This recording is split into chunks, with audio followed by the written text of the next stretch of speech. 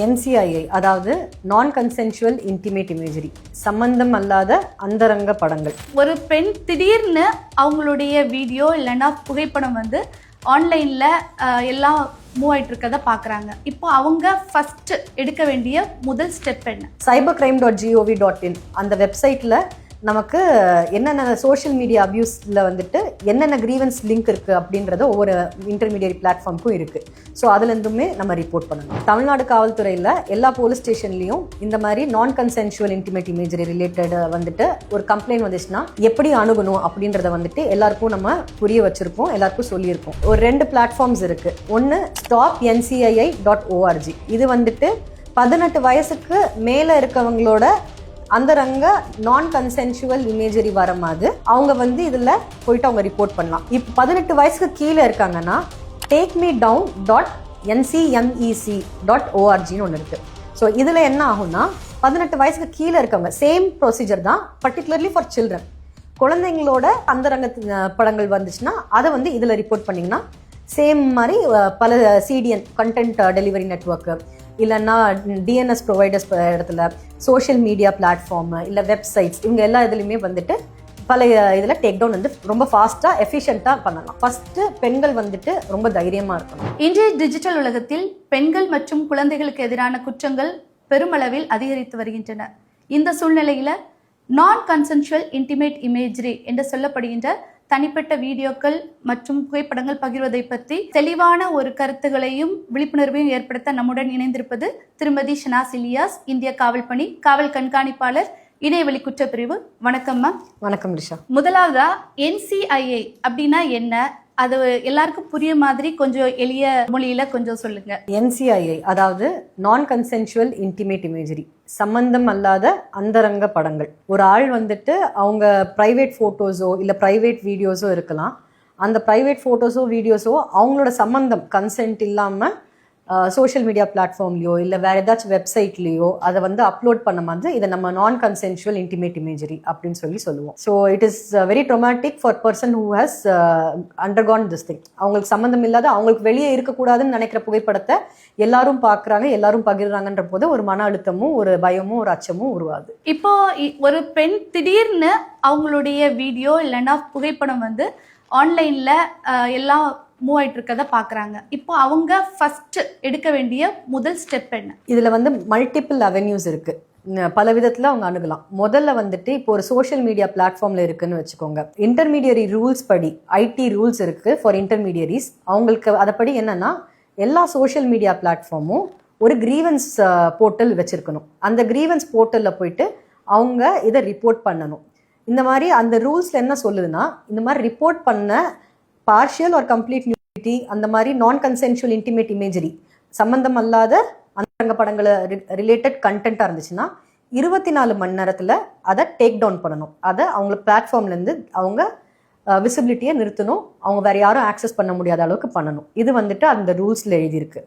And further வந்து multiple avenues இருக்குது. இப்போ ஒன் ஸ்டாப் சென்டர் அப்படின்னு சொல்லிட்டு கவர்மெண்ட் மூலமாக இருக்குது. அங்கே வந்துட்டு தே கேன் கோ தேர். இப்போ அஃபெக்டட் பர்சன் அங்கே போகலாம். Psychological counselling and legal counselling and எப்படி வந்துட்டு இதை அப்ரோச் பண்ணணும், என்னென்னலாம் வழி இருக்குது அப்படின்றதுல அவங்க கைட் பண்ணுவாங்க. இதுக்கப்புறம் வந்துட்டு இப்போ கிரீவன்ஸ் எந்த போர்ட்டல் எப்படி போகிறது அப்படின்ற ஒரு சந்தேகம் இருந்துச்சுன்னா cybercrime.gov.in அந்த வெப்சைட்டில் நமக்கு என்னென்ன சோஷியல் மீடியா அப்யூஸில் வந்துட்டு என்னென்ன கிரீவன்ஸ் லிங்க் இருக்குது அப்படின்றத ஒவ்வொரு இன்டர்மீடியட் பிளாட்ஃபார்முக்கும் இருக்குது. ஸோ அதுலேருந்துமே நம்ம ரிப்போர்ட் பண்ணலாம். மேம், இப்போ நீங்கள் சொன்ன மாதிரி அதுக்காக ஒரு போர்ட்டல் இருக்குது, ஒரு ஒன் ஸ்டாப் சென்டர் இருக்குது. இவ்வளோ வழிமுறைகள் இருந்தும் சில நேரங்களில் வந்து அது 24 மணி நேரத்துக்குள்ளே அந்த புகைப்படத்தையோ வீடியோவையோ ரிமூவ் பண்ணலை, இல்லை அந்த கண்டென்ட் பிளாக் பண்ணலை அப்படின்னா அந்த பாதிக்கப்பட்ட பெண்ணுக்கு வேற ஏதாவது வழி இல்லை தீர்வு இருக்கா? ஃபர்ஸ்ட் திங் வந்துட்டு 24 மணி நேரத்தில் எடுக்கலைன்னா அதே நான் சொன்ன அந்த IT ரூல்ஸ் இல்லை, அதில் கிரீவன்ஸ் அப்பெலேட் கமிட்டி அப்படின்ற ஒரு விஷயம் இருக்குது. ஸோ கிரீவன்ஸ் ரிட்ரஸல் மெக்கானிசமில் 24 மணி நேரத்தில் டேக் டவுன் பண்ணணும். அப்படி பண்ணலைன்னா நீங்கள் கிரீவன்ஸ் அப்பெலேட் கமிட்டியில் போயிட்டு ரெப்ரசென்ட் பண்ணலாம். ஸோ அவங்க வந்துட்டு அதுலேயுமே உங்களுக்கு தீர்வு சரியில்லைன்னா நீங்கள் வந்துட்டு லா என்ஃபோர்ஸ்மெண்ட் ஏஜென்சி அவங்க கிட்டலாம் போகலாம். இல்லை நான் ஃபஸ்ட்டே வந்துட்டு எனக்கு லா என்ஃபோர்ஸ்மெண்ட் ஏஜென்சியோட துணை வேணும்னா cybercrime.gov.in இருக்குது. நீங்கள் இங்கே ரிப்போர்ட் பண்ணுறீங்கல்ல, இன்ஸ்டாகிராமோ இல்லை ஃபேஸ்புக் இல்லை யூடியூப் இல்லை எங்கே வேணால் இருக்கலாம். அதில் ரிப்போர்ட் பண்ணதுக்கு கூடுதலாக நீங்கள் cybercrime.gov.in போயிட்டு இந்த என்னென்ன இஷ்யூஸ் இருக்கோ, என்னென்ன லிங்க்ஸ் இருக்கோ அது எல்லாத்தையுமே நீங்கள் அப்லோட் பண்ணிவிட்டு, ஒவ்வொரு டிஸ்ட்ரிக்ட்லேயும் நமக்கு சைபர் கிரைம் போலீஸ் ஸ்டேஷன் இருக்குது. அங்கே போய் நீங்கள் உதவி நாடினீங்கன்னா அவங்க உங்களுக்கு ப்ராப்பராக கைட் பண்ணி கொடுப்பாங்க. அண்ட் அந்த 24 மணி நேரம் டேக் டவுன் பண்ணுறது அது எல்லாத்துலேயுமே வந்துட்டு அவங்க ஃபாலோ அப் பண்ணி அவங்க அசஸ் பண்ணி கொடுத்துருவாங்க. மேலும் இப்போ உங்களுக்கு ஃபர்தராக ஏதாச்சும் கேஸ் வந்துட்டு ரெஜிஸ்டர் பண்ணி பர்பட்ரேட்டர்ஸ் இதை செஞ்சவங்களுக்கு வந்துட்டு எஃப்ஐஆர் ரெஜிஸ்டர் பண்ணணும், கேஸ் நடத்தணும் அப்படின்றீங்கன்னா எஃப்ஐஆர் ரெஜிஸ்டர் பண்ணி கேஸும் நடத்துவாங்க. இப்போ நீங்க சொன்ன மாதிரி அந்த போலீஸ் ஸ்டேஷன்ஸ் எல்லா டிஸ்ட்ரிக்ட் ஹெட் குவார்ட்டர்ஸ்லயும் இருக்கு. இது இல்லாம நார்மலா இருக்கக்கூடிய போலீஸ் ஸ்டேஷன்ஸ்ல இந்த உதவி வந்து அந்த பாதிக்கப்பட்ட நபருக்கு கிடைக்குமா? கண்டிப்பாக. தமிழ்நாடு காவல்துறையில எல்லா போலீஸ் ஸ்டேஷன்லயும் இந்த மாதிரி நான் கன்சென்சுவல் இன்டிமேட் இமேஜரி ரிலேட்டட் வந்துட்டு ஒரு கம்ப்ளைண்ட் வந்துச்சுன்னா எப்படி அணுகணும் அப்படின்றத வந்துட்டு எல்லாருக்கும் நம்ம புரிய வச்சிருக்கோம், எல்லாருக்கும் சொல்லியிருக்கோம். ஸோ எல்லா போலீஸ் ஸ்டேஷனுமே are well trained to handle such kind of sensitive complaints. Ma'am, இப்போ நீங்க வந்து சொன்ன பிளாட்ஃபார்ம்ஸ் எல்லாமே வந்து எல்லாராலையும் ஈஸியா அணுகக்கூடிய விதத்துல தான் இருக்குமா, இல்ல அவங்களுக்கு என்னென்ன ஒரு முன்னேற்பாடோட அவங்க இந்த வெப்சைட்ஸ் எல்லாம் அணுகணும், எவ்வளவு நேரத்துக்குள்ள அவங்க கலந்தாழ்த்தாம இதை அணுகணும்? இப்போ நம்ம பார்க்கும்போது அது பரவ ஒரு ஆள் கையில வர மாதிரி தான் அது நெக்ஸ்ட் அதிகமா போறது இருக்கும். ஸோ காலம் தாழ்த்தாம பண்ணணும் அப்படின்னு நீங்க சொல்றது வந்துட்டு மிகவும் சரியானது.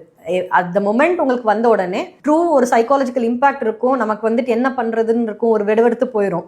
ஸோ அந்த டைம்ல கொஞ்சம் நிதானத்தை வாங்கி அது கொஞ்சம் பொறுமையா என்ன பண்ணணுன்றது இமீடியட்டா நீங்க ரிப்போர்ட் பண்ணணும்.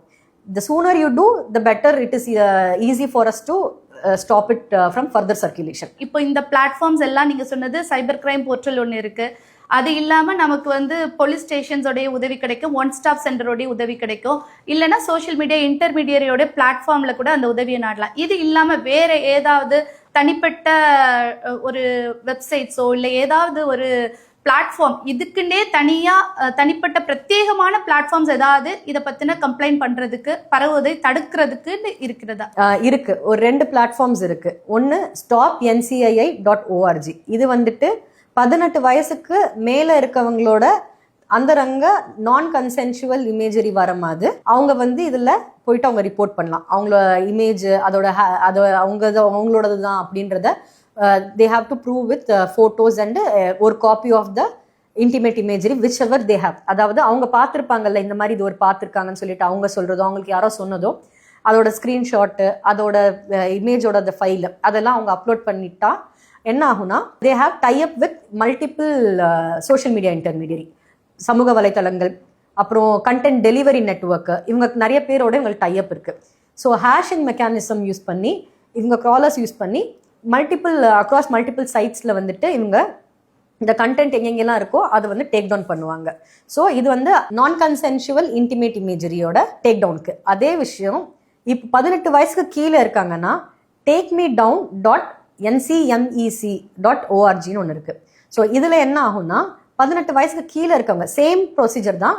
இது வந்து பர்டிகுலர்லி ஃபார் சில்ட்ரன், குழந்தைங்களோட அந்தரங்க படங்கள் வந்துச்சுன்னா அதை வந்து இதில் ரிப்போர்ட் பண்ணிங்கன்னா சேம் மாதிரி பல சிடிஎன் கண்டென்ட் டெலிவரி நெட்வொர்க்கு இல்லைன்னா டிஎன்எஸ் ப்ரொவைடர்ஸ் இடத்துல சோஷியல் மீடியா பிளாட்ஃபார்ம் இல்லை வெப்சைட்ஸ் இவங்க எல்லா இதுலையுமே வந்துட்டு பல இதில் டேக் டவுன் வந்து ரொம்ப ஃபாஸ்ட்டாக எஃபிஷியண்ட்டாக பண்ணலாம். இப்போ நீங்கள் 18 வயசுக்கு மேலே இருக்கவங்க 18 வயசுக்கு கீழே இருக்கவங்க 2 விதமாக சொன்னீங்க.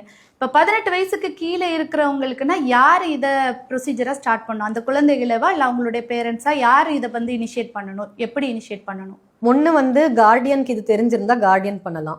இன்னொன்று like I told you cyber crime police stations இருக்குது, லோக்கல் போலீஸ் ஸ்டேஷன் இருக்குது, ஒன் ஸ்டாப் சென்டர்ஸ் இருக்குது. ஒன் ஸ்டாப் சென்டர் வந்துட்டு பிள்ளைங்களுக்கும் மகளிருக்கும் சேர்த்து தான். ஸோ இதில் வந்துட்டு நீங்கள் இந்த எல்லா இப்போ ஒன் ஸ்டாப் சென்டரோ இல்லை சைபர் கிரைம் போலீஸ் ஸ்டேஷனோ இல்லை லோக்கல் போலீஸ் ஸ்டேஷனாக இருந்தால் அவங்களே உங்களுக்கு கைட் பண்ணி எப்படி அப்லோட் பண்ணுறதுன்னு சொல்லுவாங்க.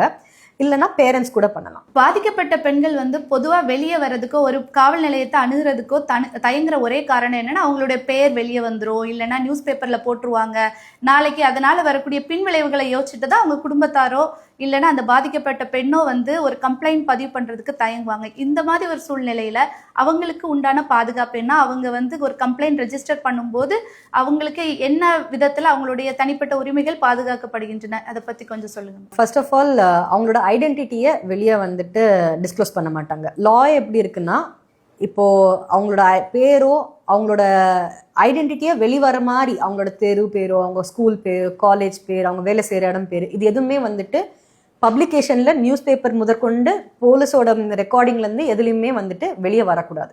இதை வந்துட்டு ரொம்ப சென்சிபிளாக தமிழ்நாடு போலீஸ் வந்து பண்ணுறாங்க. எஃப்ஐஆர் வந்துட்டு நீங்கள் கம்ப்ளைண்ட் கொடுக்கும்போது அந்த எஃப்ஐஆரை வந்து லாக் பண்ணிடுவாங்க, பப்ளிக் பர்வியூக்கு இருக்காது. ஸோ இதெல்லாம் வந்துட்டு we take enough precautionary step to protect your identity. யார் வந்துட்டு இதோட கம்ப்ளைனன்ட் அப்படின்றத வெளியே தெரியாத அளவுக்கு நம்ம ஆக்ஷன் எடுக்கிறோம். மேம், இப்போ நீங்க ஒரு சின்ன அட்வைஸா இதை வந்து நீங்க பெண்களுக்கு சொல்லணும். சமுதாயத்துல ஒரு பெண் இந்த மாதிரி அவங்களுடைய புகைப்படமோ இல்லைன்னா ஒரு வீடியோவோ வெளிவந்தா அந்த பெண்ணுக்குன்னு ஒரு முத்திரை குத்தி விட்டுறாங்க. ஸோ அவங்கள வந்து அவங்க மேலதான் எல்லா மிஸ்டேக்கும் இருக்குங்கிற மாதிரியான பார்வை தான் இருக்கு.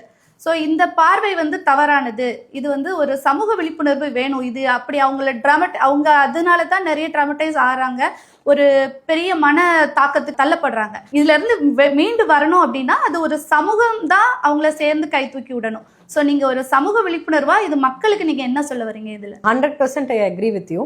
ஸோ இப்போ ஒரு வீடியோ வருதுன்னா அந்த காலத்தில் பார்த்தீங்கன்னா அந்த வீடியோ வந்துட்டு ஒரு ஒரிஜினல் வீடியோ அப்படின்னு சொல்லிட்டு நம்ம சொல்லலாம்.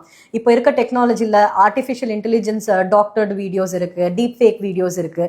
ஸோ ஒரு வீடியோ வந்து சமூக வலைத்தளங்கள் வந்த உடனே இது இவங்க தான் பண்ணாங்க அப்படின்னு ஒரு முத்திரை கூட்டு ஒரு டபு பண்ணுறதோ இல்லைன்னா அவங்கள வந்துட்டு இதுலேயே தான் வந்துட்டு லிங்க் பண்ணி அவங்கள வந்துட்டு பண்ணுறதோ, அவங்க அதை மீறி அவங்க வாழ்க்கையில் வந்துட்டு it is just a minute or 2 of their life. அதுக்கப்புறம் அவங்க 30 வருஷம் அவங்க இருக்க வேண்டியது இருக்கும், 40 வருஷம் இருக்க வேண்டியது இருக்கும். அது வந்துட்டு என்ன தாக்கத்தை உண்டாக்குது அப்படின்றத வந்துட்டு மற்ற சோஷியல் மீடியா பிளாட்ஃபார்ம் யூசர்ஸா நம்ம ரொம்ப ரெஸ்பான்சிபிளா பிஹேவ் பண்ணணும். ரொம்ப ஒரு என்ன சொல்றது, அவங்கள தாழ்த்தி பேசியோ இது கமெண்ட் போட்டோ இதை நம்ம வந்து பார்த்துட்டு அதை நான் கன்சென்சுவல் இன்டிமேட் இமேஜரின்னு தெரிஞ்சுமே அதை நம்ம பகிர்றதோ அதை நம்ம ரிப்போர்ட் பண்ணாம இருக்கிறதோ இது வந்துட்டு அந்த கிரைம்க்கு வந்துட்டு அக்கம்ப்ளிஸா துணை போறதுக்கு equivalent. So first of all நம்ம சமூகத்தில் நம்ம பார்க்க வேண்டியது என்னன்னா, அது டீப் ஃபேக் இமேஜாக இருக்கலாம், ஆர்டிஃபிஷியல் இன்டெலிஜென்ஸ் டாக்டர்டு இமேஜாக இருக்கலாம். நமக்கு எதுவும் தெரியாத போது இன்னொருத்தவங்களோட வாழ்க்கையில் வந்துட்டு இவ்வளோ ஒரு தாக்கத்தை உண்டாக்குற ஒரு சொல்லோ எதுவோ சோஷியல் மீடியா பிளாட்ஃபார்ம்ல போடுறது வந்துட்டு ரொம்ப மிகவும் புரூட்டாலிட்டின்னு நம்ம சொல்லலாம். ரொம்ப சரியா சொன்னீங்க மேம். ஒரு சமுதாயம் வந்து பொறுப்புடனும் அவங்களுடைய ரெஸ்பான்சிபிலிட்டியை தெரிஞ்சு நடந்துகிட்டா மட்டும்தான் இந்த கிரைம்ஸ்ல இருந்து அவங்கள மக்களை வந்து காப்பாற்ற முடியும். ஸோ இறுதியா NCIA பத்தி நீங்க என்ன சொல்ல வரீங்க? NCIAன்னு சொல்ல வருமாது, அதாவது சம்பந்தம் இல்லாத அந்தரங்க படங்கள் வந்துட்டு அது யாருக்கு வேணா நடக்கலாம். அது நீங்க வந்துட்டு ஏதாச்சும் ஒரு உங்களுக்கு தெரியாமையே வீடியோ எடுத்துருக்கலாம் யாராச்சும். அதுக்கு அந்த இது வெளியே வரும்போது ஃபர்ஸ்ட் பெண்கள் வந்துட்டு ரொம்ப தைரியமா இருக்கணும். ஸோ பெண்கள் வந்துட்டு எப்படின்னா நடந்துருச்சு இப்போ என்ன பண்றதுன்னு சொல்லிட்டு அது பேரலைஸ் ஆகி அந்த இடத்துல நிக்காம நெக்ஸ்ட் என்ன பண்ணணும் அப்படின்றத வந்து தெரிஞ்சுக்கணும். அது தெரியறதுக்கு விழிப்புணர்வு ரொம்ப முக்கியம். அதுக்கு ஃபர்ஸ்ட் ஸ்டெப்பு இதை வந்து சமூகத்துல எல்லாருமே வந்துட்டு இப்படி நடந்துச்சுன்னா என்ன அப்படின்றத வந்துட்டு ரொம்ப ஓப்பனா ரொம்ப யதார்த்தமா பேசணும். அதாவது இப்படி நடந்துச்சுன்னா இதெல்லாம் தான் வழி இருக்கு அப்படின்றது எல்லாருக்கும் தெரிஞ்சிருக்கணும்.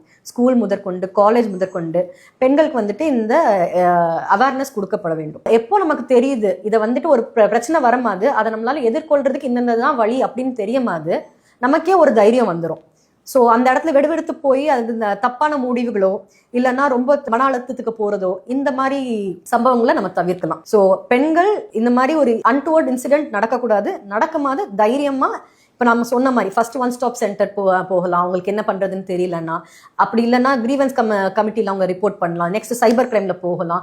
அவங்க வந்துட்டு சைபர் கிரைம் போர்ட்டல்ல ரிப்போர்ட் பண்ணலாம். ஒரு கேஸ் போட்டு எடுத்து யார் அதை செஞ்சாங்களோ அவங்களுக்கு அந்த உரிய தண்டனையை வந்துட்டு சட்டத்துக்கு உட்பட்டு வாங்கி கொடுக்கலாம். ரொம்ப நன்றி மேம். நீங்க ரொம்ப அழகா நான் கன்சென்சுவல் இன்டிமேட் இமேஜரி பத்தி மக்களுக்கு புரிய விதத்துல அழகா எடுத்து சொன்னீங்க. அவங்களுக்கு இப்போ வேலை இந்த பிரச்சனையில மாட்டிட்டாங்கன்னா என்ன தீர்வு, அவங்க எங்க போய் ரிப்போர்ட் பண்ணணும், எந்த காவல் நிலையத்துக்கு போலாமா, எல்லாம் பத்தி தெளிவா சொல்லி கொடுத்தீங்க. இந்த வீடியோவை நீங்க பண்ணி கொடுத்தமைக்கு இணைப்புக்கும் ரொம்ப நன்றி. தேங்க்யூ. Thank you so much. மக்கள் நலம் கருதி வெளியிடுவோர் தமிழ்நாடு இணையவழி குற்றப்பிரிவு.